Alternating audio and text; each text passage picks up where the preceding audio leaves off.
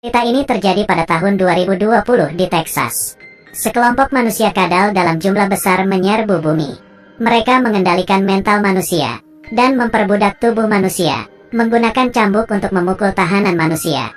Mereka merebut sejarah dan kebudayaan manusia, menggunakan tubuh manusia yang akan mati untuk membungkus bangunan ikonik di dunia, Menara Eiffel.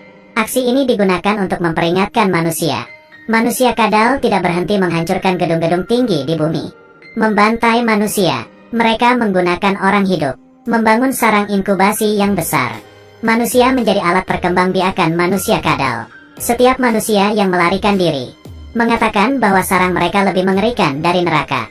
Mereka menggunakan nanoteknologi untuk membuat bangunan megastruktur yang menghasilkan metana dan membangun atmosfer mereka. Manusia kadal adalah alien yang membutuhkan metana untuk bernafas. Bangunan hitam ini dengan cepat merebak ke seluruh tumbuhan di bumi. Tumbuhan menjadi rusak dan layu. Lalu, suhu di seluruh bumi meningkat. Es di kutub utara dan selatan mencair. Lalu terjadi banjir besar di kota. Mereka mengambil kesempatan ini untuk memulai peperangan di bumi dan membakar hutan. Manusia kesulitan bernafas. Manusia yang berada di dekat bangunan hitam sudah tidak mungkin bernafas. Mereka bisa memasuki pikiran seluruh makhluk hidup dan mengendalikan sistem otak mereka, termasuk tikus, serangga, dan manusia. Mereka bisa memasuki semua otak mereka, lalu menjadikan manusia budak mereka. Untuk melawan kontrol manusia kadal terhadap otak, manusia menciptakan alat pembatas otak. Tetapi manusia kadal tahu, alat tersebut tidak cukup untuk dipakai semua orang. Cepat atau lambat peradaban manusia akan punah. Sampai saat ini hanya tersisa sedikit manusia yang bertahan. Para penyintas menyetok makanan dan air dalam jumlah besar untuk mengisi tenaga, membangkitkan semangat demi perang terakhir dengan manusia kadal. Para penyintas membuat persiapan yang matang. Di dalam hati, mereka mulai mempertanyakan eksistensi manusia dan mengakibatkan mereka sakit mental. Meskipun logika memberitahu mereka segalanya telah berakhir, tetapi mereka tetap maju. Di dalam sarang manusia kadal terus mengubah manusia dan mengendalikan mental manusia yang ditangkap. Mereka menganggap manusia sebagai hama, ingin segera menghabisi mereka. Mereka mengendalikan otak besar para tahanan, menggunakan tubuh manusia untuk meneriakkan tipu muslihat.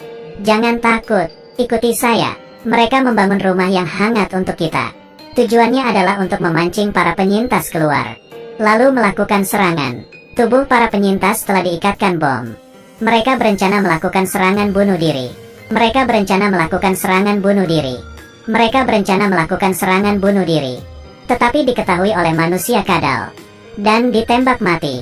Manusia pintar yang bersembunyi di sekitar menekan tombol peledak pada remote bom dan langsung menewaskan kelompok kecil manusia kadal.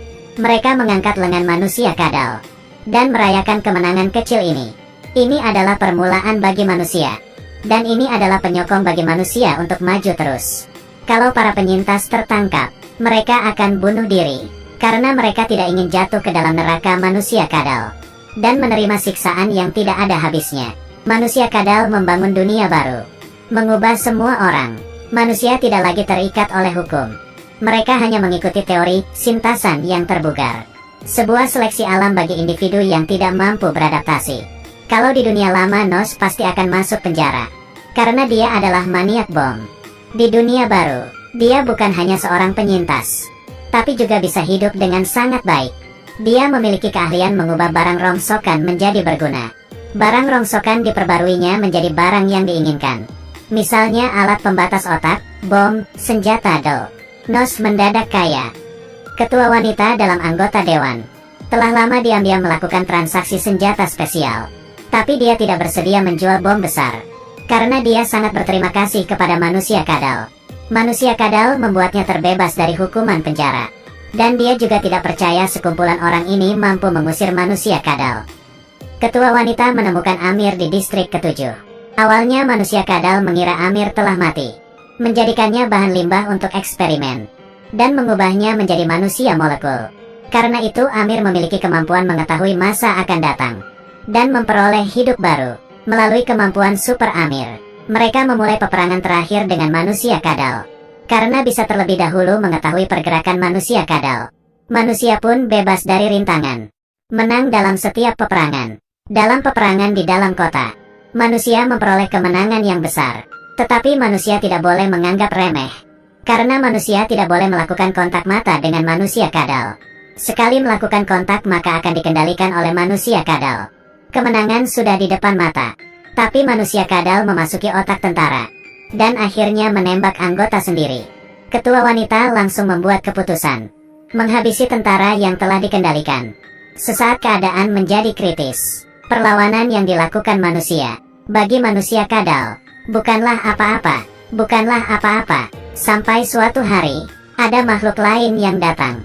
Seperti cahaya aurora yang dibawa malaikat. Dunia manusia akhirnya memiliki harapan.